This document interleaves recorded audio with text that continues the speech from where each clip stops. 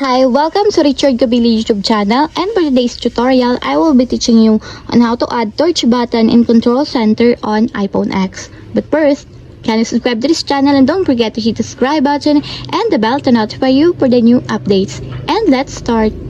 Using your iPhone X from your home screen, first go to Settings.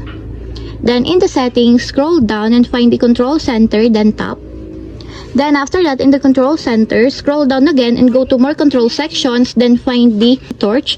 And as you will see, there's a positive sign located on the side of it. Then all you have to do is just tap it until it appears in your included controls. And if you want to check it, if it's already in your control center, just drag down the right side of your screen. And as you will see that the torch button is already here in your control center. And that's it, we have successfully added torch button in control center using iPhone X. If you have a question, you can comment down below, and don't forget to hit the subscribe button and the bell to notify you for the new updates. And thank you for watching!